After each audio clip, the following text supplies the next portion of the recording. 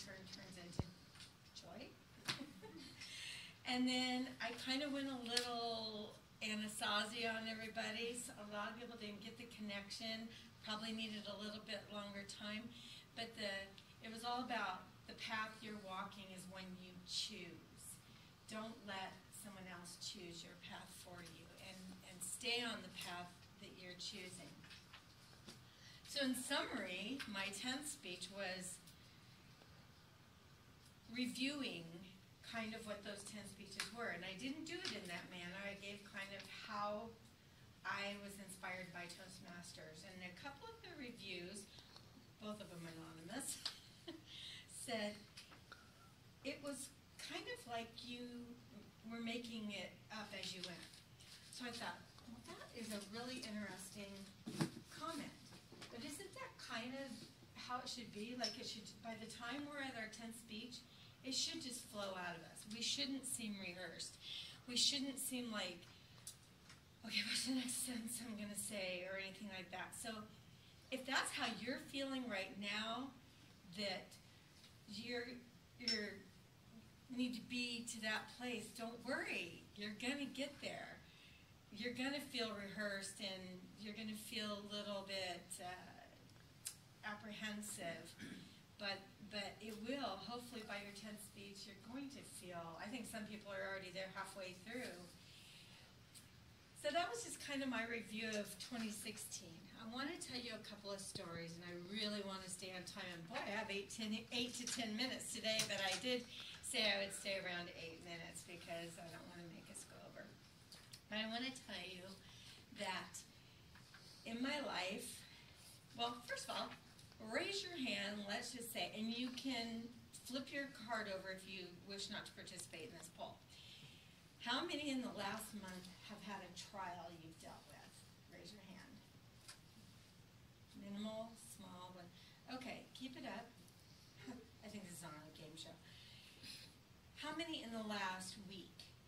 You can lower your hand if you haven't had one. How many in the last 24 hours have dealt with something? Okay, I saw it.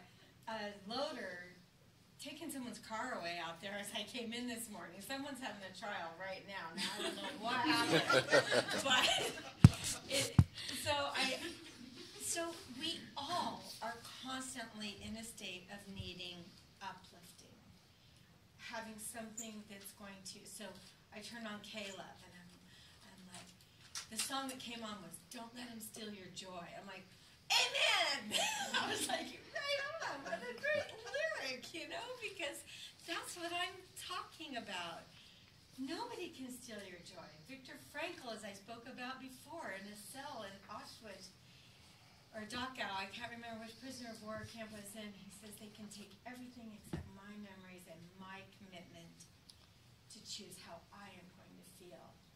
And I would like to say that how I stay or try to get back into my uplifted state on a regular basis is I think of others who have uplifted me. And I just want to tell a couple of quick stories today about a couple of people who have uplifted me in my life, and hopefully they'll bring some uplifting to you.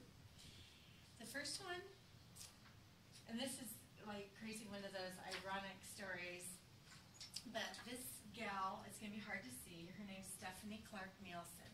I lived in Utah for 10 years. I was in the primary presidency in our church, and so that's over the little kids, ages 3 to 11. And I didn't realize this at the time that the catastrophe was going on, that this was a little girl like this who was in my primary, and I taught in primary. I don't know if you know, all of you can see this, okay?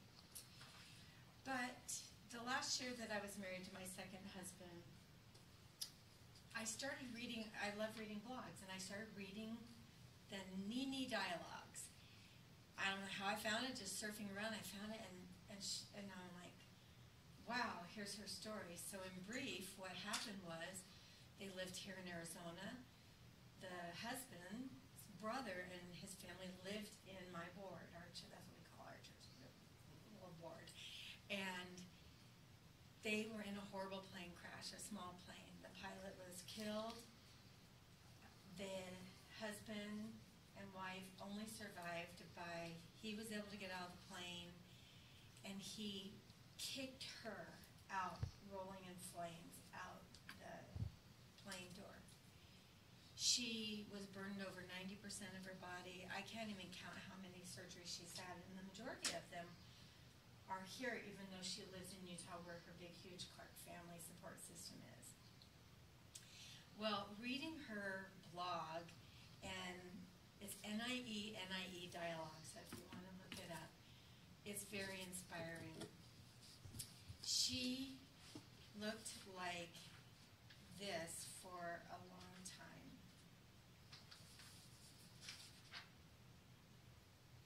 Basically, completely encased and in a coma. Her husband was burned, but not nearly as bad, and unbelievably, this is their family today. She's had a fifth baby, and I'll pass these pictures around so you can just see the before and after, but see if you can see any difference in the joy in their faces.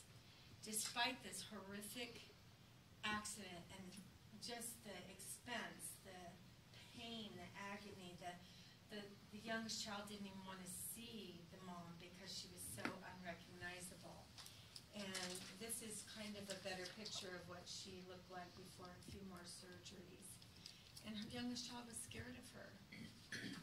I've been very uplifted by her and her courage to speak to others about what she feels. My encouragement to all of you, Elliot's, the last speech that I heard before I went to surgery, was a very inspiring and uplifting speech to me, and I rely on other people a lot to inspire me. I just want to tell one last quick story. It's a hard time of year for me. It's an angel day for both my sons within 3 weeks. December 30th is my stepson Chad's angel day, and January 14th is my son Austin's angel day. So I have to do a lot of work on uplifting myself, and I turn first to my faith and my eternal perspective, and then I look to serving others to bring joy to myself. This is little Chatty when he was born. Looked like a perfectly normal little boy. He was born with a disease called Hunter syndrome. He learned how to play t-ball, although he had little spindly legs and kind of carpal tunnel hands. By the time his father and I were married, he'd been diagnosed, and by then he had been brain damaged by a shunt surgery, and all he could do was parrot Disney movies. And this is one of the pictures of Chad and I together. It's one of my favorite. This was at Christmas time. I have to just tell you one or two ways that he uplifted us. He loved to steal food. Food was his favorite thing. We were in Utah on a family trip. We were in a Burger King. And my husband at the time and I learned we had to hold both hands as we walked through the aisles because he would just grab whatever was on the plate closest to him. And I'll never forget, there was this family from Eastern India somewhere. Probably, I don't know if they spoke English because they didn't speak any to us. But when Chad grabbed his whole thing of chicken nuggets, the kid just went, and his parents were like, it's okay, because they could see Chad is special. There was just a look about him. He was heaven in our home. He uplifted my spirit every single day. And another time was very early on in my marriage to his dad. We were at his grandfather's funeral. And right in the middle of the service, we're in the front row, he stands up and he does a pirouette and he goes, Mary Poppins, what a wonderful name. And everybody just knew that's Chad, and everybody just laughed, and it was a happy moment, and he uplifted everybody's spirit that was in there mourning the loss of a great man. So these are just a couple of stories, what I've tried to do in this last year. I'm stepping it up this year. I've kept to my commitment, and I'm over time with my 8 to 10 minutes. But I did start my book, and I've started my timeline. So that is going to be my goal for this year, and you may hear a few little speeches that go in that might give you sneak previews. But I have a handout I'd like to pass on to each of you. You may not really relate to all of these, but if you do, if it says woman, insert man. And I wish all of you just an amazing, uplifted, and joyful 2016.